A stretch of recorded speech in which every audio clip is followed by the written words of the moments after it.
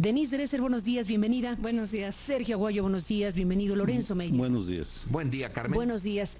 ¿Les parece bien que incorporemos el informe de Marco Antonio Duarte, donde nos anuncia lo que Alejandro Rubido del gobierno federal dio a conocer ayer de la captura de templarios, pero particularmente de que efectivamente es uno de los mencionados por Mireles y por los otros miembros de las autodefensas como uno de los 7 cabecillas de los templarios? Marco Antonio, te escuchamos en la mesa. Buenos días. Hola, ¿qué tal, Carmen? Te saludo con gusto, al igual que al auditorio y a los integrantes de la mesa, y te informo que Alejandro Rubido García, secretario ejecutivo del Sistema Nacional de Seguridad Pública y quien ha sido habilitado como vocero del gobierno federal en Michoacán, informó ayer que las fuerzas federales desplegadas en la entidad no cuentan con ninguna información sobre la posible huida de los líderes del cártel de los Caballeros Templarios a otros estados del país o al extranjero. En el Palacio de Gobierno en Morelia, Rubido García dijo que las fuerzas federales continúan realizando las investigaciones especialmente dirigidas a ubicar a los líderes de los Caballeros Templarios, identificados por los autodefensas como Nazario Moreno González, el Chayo, Dionisio Loya Plancarte, el Tío, su sobrino Enrique Plancarte Solís, el Quique, y Servando Gómez Martínez, la Tuta. Escuchemos lo que dijo Alejandro Rubido. No tenemos ninguna información de que los líderes de grupos delincuenciales hayan abandonado la entidad. De cualquier manera, el gobierno de la República, a través de las fuerzas federales, está permanentemente trabajando en la materia para ubicarlos y, en su caso, asegurarlos con independencia del lugar en el que se encuentren. Rubido García, Carmen, quien fue acompañado por el secretario de Gobierno y exgobernador interino de Michoacán, Jesús Reina García, reveló además la captura de 38 presuntos integrantes del cártel de los Caballeros Templarios, entre quienes destacó a Jesús Vázquez, alias El Toro, presunto lugarteniente de la organización criminal, quien, de acuerdo a lo que nos ha comentado Hipólito Mora, líder del grupo de uno de los grupos de autodefensa que opera en el municipio de Buenavista, era el jefe de plaza en el municipio de Tepalcatepec y responsable de extorsiones, ejecuciones, levantones y decenas de abusos sexuales a jóvenes estudiantes y a mujeres de este municipio de Tepalcatepec, motivos que dieron origen al grupo de autodefensa de ese municipio el 24 de febrero del 2013. Escuchemos a Alejandro Rubido. Han sido detenidos y puestos a disposición del Ministerio Público 38 personas por la presunta comisión de diversos delitos. De estas 38 personas fueron puestos a disposición de la Subprocuraduría Especializada en Investigaciones de Delincuencia Organizada, la CEIDO, 3 personas. José Atilano González Valencia, de 35 años de edad. Pedro Silva Lara, de 31 años, ambos originarios de Aguililla.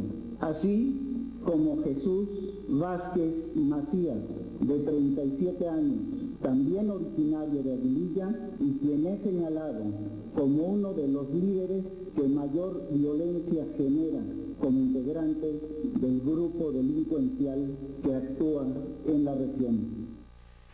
De igual forma, Rubido García negó que las fuerzas federales hayan descubierto un plan de los Caballeros Templarios para asesinar al vicario de la diócesis de Apatzingán, Gregorio López, quien aseguró a distintos medios de comunicación que el pasado sábado policías federales habían detenido a 2 presuntos sicarios que planeaban asesinarlo en la comunidad denominada como Las Delicias, ubicada entre los municipios de Apatzingán y Buenavista.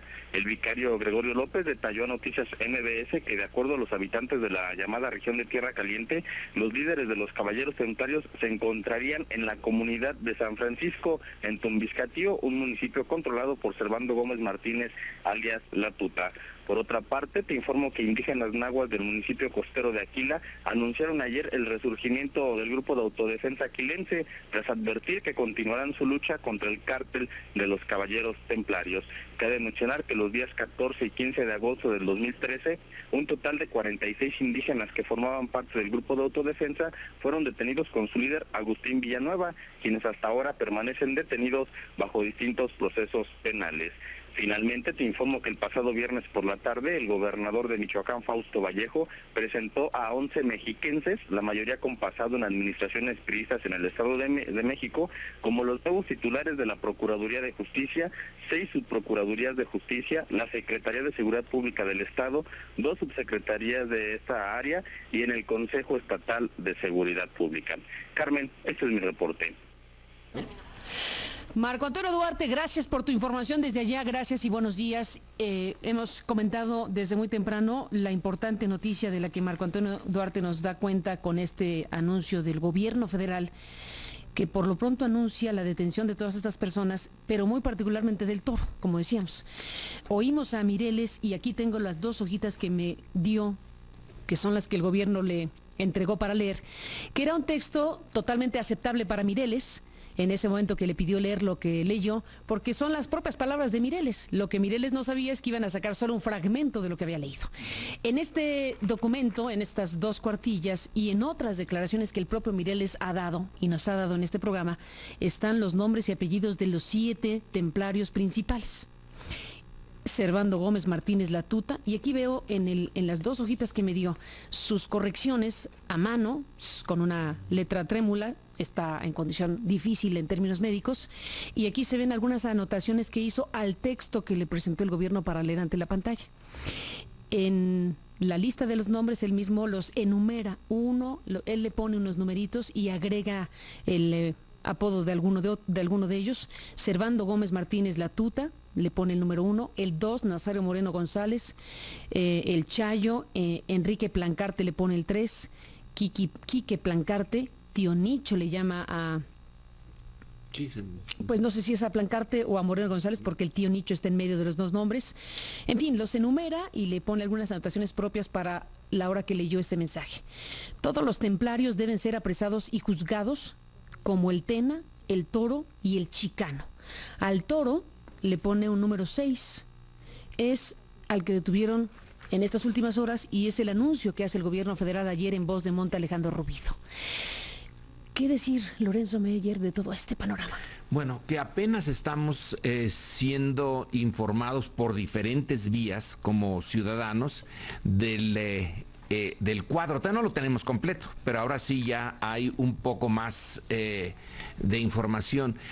Lo que has estado subrayando es el inicio de una campaña de desinformación, una fórmula tan vieja en política que, bueno, se remonta, supongo yo, a tiempos antiquísimos. Este es un intento más que se les vino abajo. Pero sí estaba alguien con mucha inteligencia, y esto lo ponemos entrecomillado, decidió usar a Mireles, usar a la televisora más importante de México y luego darle la orden al ejército de que procediera.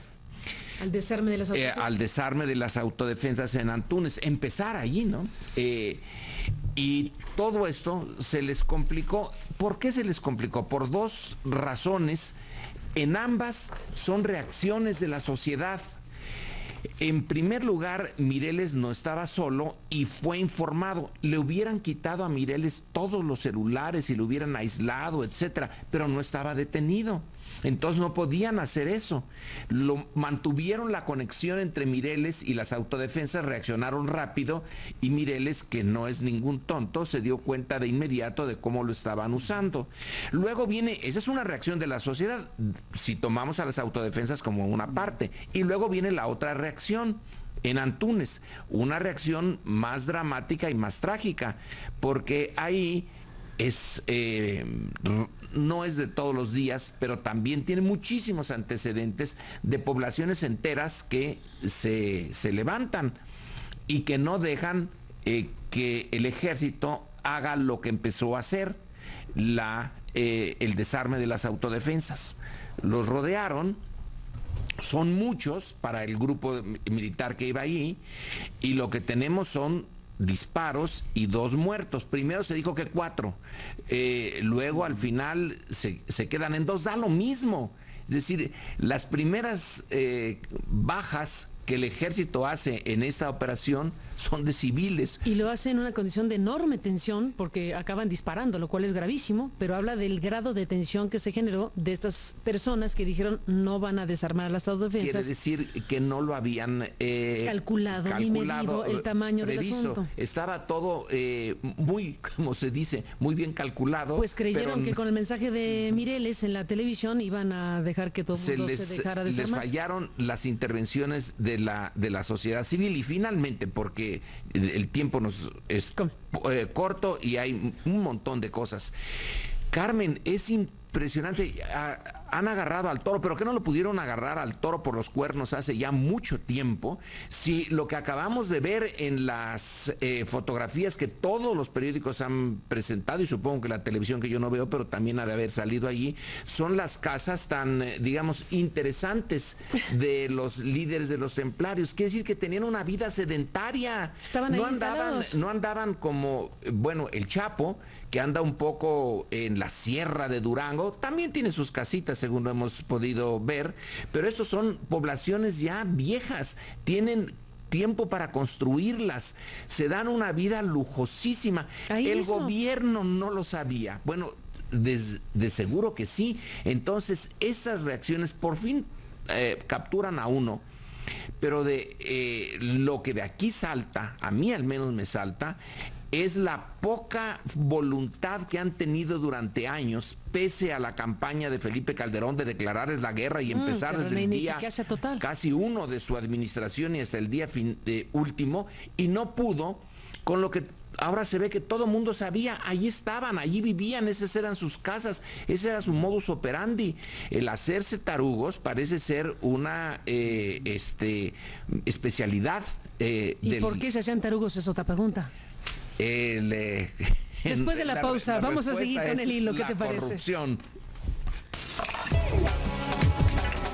Bueno, 9:11, Denise Dresser, ¿qué decir al respecto de este panorama que se está presentando en Michoacán? Vuelvo a insistir, es un asunto importante que nos digan que detuvieron a 30 y tantos, uno de los cuales es el toro famoso, ahora famoso, que es parte de la lista de los 7 que las autodefensas han puesto como condición elemental para el gobierno mexicano para que se desarmen. Y a mí me parece muy importante también subrayar que las autodefensas todo el tiempo han dicho no queremos estar armadas.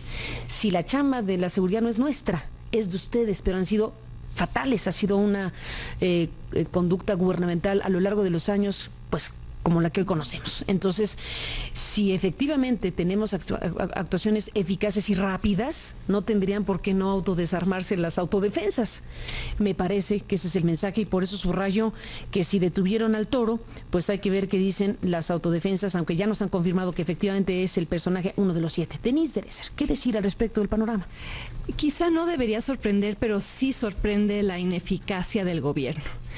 Primero, tratando de manipular a Mireles como lo hizo, con este comunicado que lo obliga a leer, y segundo, tratando de hacerlo vía Televisa, como si no... Pues no lo obliga, lo convence en su circunstancia. Lo convence, pero... Ahora sabemos que fue convencido porque creía que era para otra cosa. Claro, pero no... Por eso me refiero a una manipulación. Una utilización, sí. Una utilización muy clara, sí. Y que no sale de la manera en la que el gobierno hubiera querido, pero sí intentan hacerlo a través de Televisa, como si no hubieran aprendido la lección de Florence Cassés.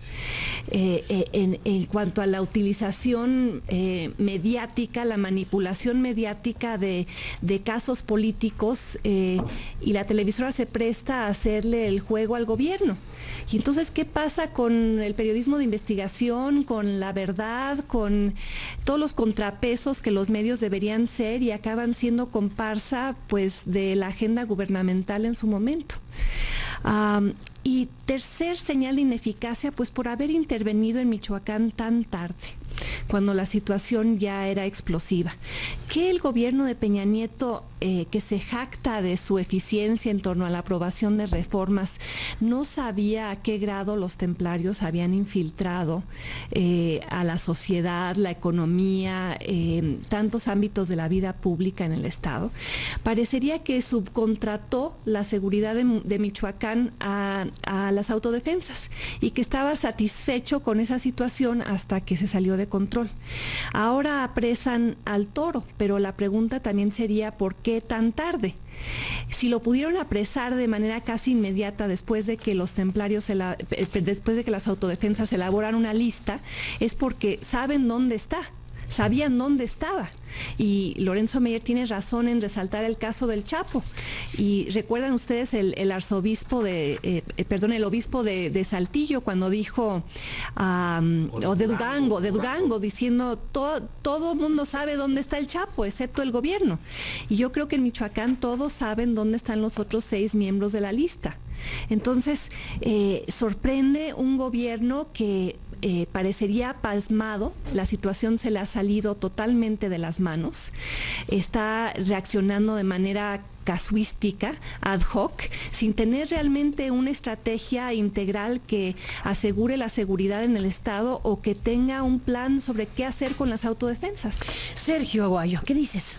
Mira, quisiera darle una interpretación algo diferente al intento de manipulación que hizo el gobierno en el documento que leyó Mireles, porque para mí lo que refleja son las resistencias de una parte del gobierno al entendimiento que se ha venido dando entre la mayor parte del gobierno federal y las autodefensas.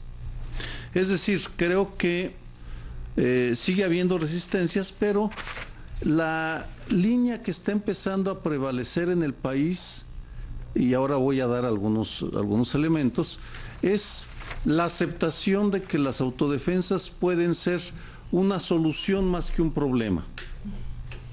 Es decir, que se reconoce que el problema no está en las autodefensas, sino que las autodefensas son una reacción al drama que están viviendo, drama humanitario que vive una población sometida a una banda de asesinos y criminales. Hay varias encuestas, una de Parametría de marzo del 2013, que claramente muestra que el 57% de la población está a favor de las autodefensas. Es clarísimo. Voy a enumerar las 3 razones que he encontrado en lo mucho que se ha escrito sobre las autodefensas michoacanas, para dar las 3 razones por las cuales creo que están teniendo este reconocimiento. Lo primero es un artículo que escribió un militar en la revista del Centro de Estudios Superiores Navales en su número de abril-junio del 2013. Es el capitán de navío, diplomado de Estado Mayor, María Alberto Góngora Villarreal.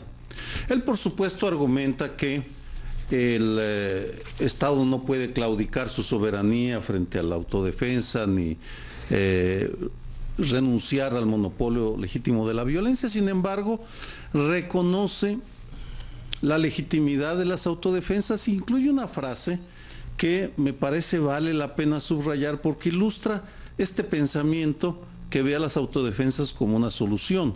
Dice, paradójicamente, con sus acciones, los comunitarios ayudan a construir Estado y ofrecen la oportunidad de generar una gobernabilidad desde abajo, desde la subalternidad. Es notable que este documento, que estas ideas aparezcan escritas por un militar en una revista, en la revista del Centro de Estudios Superiores de la Armada. Es decir, la primera razón para esta legitimidad está en que son víctimas agraviadas por la delincuencia y por un Estado omiso. La segunda razón es que se les concede la posibilidad de que se estén armando con recursos que provienen de la misma región, porque es una de las regiones agrícolas más ricas de México. Se podría hablar incluso del oro verde que generan el limón y el aguacate. Y en tercer lugar, porque el momento en el que aparecen, en febrero del 2013, embona muy claro en un estilo en el momento en el cual el gobierno de Enrique Peña Nieto estaba empezando a formular su política de seguridad. Y entre febrero y noviembre, sostengo, el gobierno de Peña Nieto las condena retóricamente, pero no las combate, las deja. Y en noviembre es cuando se da un viraje ya a un entendimiento tácito que es el que estamos observando ahora. Esto, por supuesto, no resuelve cómo va a evolucionar la situación en Michoacán, pero ciertamente como gran lección que deja hasta el día de hoy es el peso que puede tener una sociedad movilizada y organizada, con ideas claras, liderazgos con jerarquías claramente establecidas. Mireles es uno de 32 coordinadores o comandantes. Por tanto, el gobierno de Peña Nieto lo que está haciendo, o una parte, porque creo que este hecho muestra las resistencias, no sé de quién, pero el gobierno de Peña Nieto está pragmáticamente reconociendo el peso que pueden tener.